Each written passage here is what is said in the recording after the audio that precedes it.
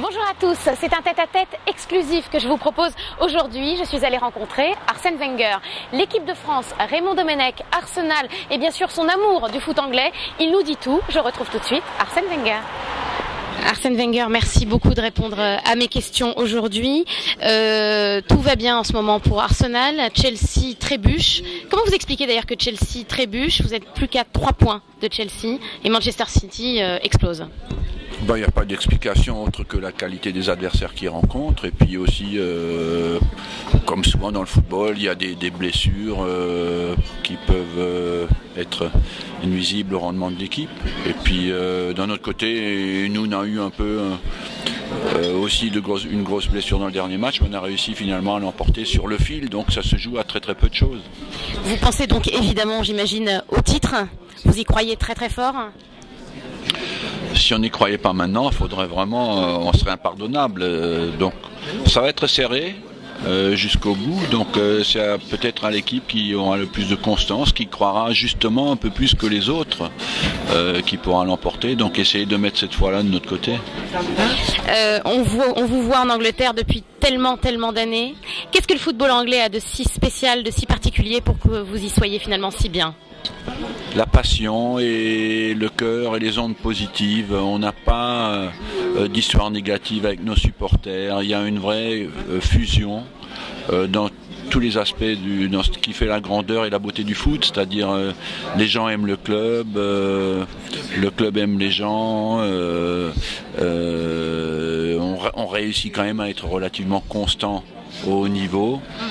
Et puis quand vous rentrez dans un stade anglais, quelque part vous dites, c'est vrai que tu ressens que c'est là que le foot a été créé, parce qu'il y a une forme de passion, d'amour du jeu, d'amour de ses propres joueurs.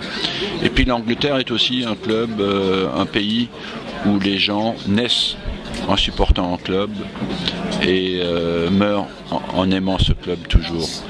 Et ils ont dans leur éducation cette passion, cette forme de planification de leur société qui fait qu'on choisit son clan et on y reste fidèle toute sa vie.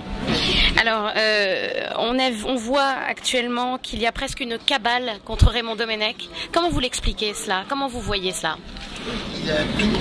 Moi je vois ça d'un œil très négatif. Je pense qu'on a la chance d'aller à la Coupe du Monde. Il faut supporter le sélectionneur, il faut supporter tous ceux qui aujourd'hui peuvent avoir une influence sur le résultat.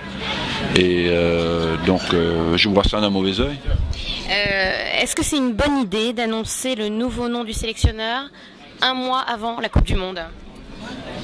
Non, parce que ce n'est pas les 30 jours qui vont faire la différence. On ne peut jamais mesurer exactement avant l'impact d'une telle décision sur le groupe.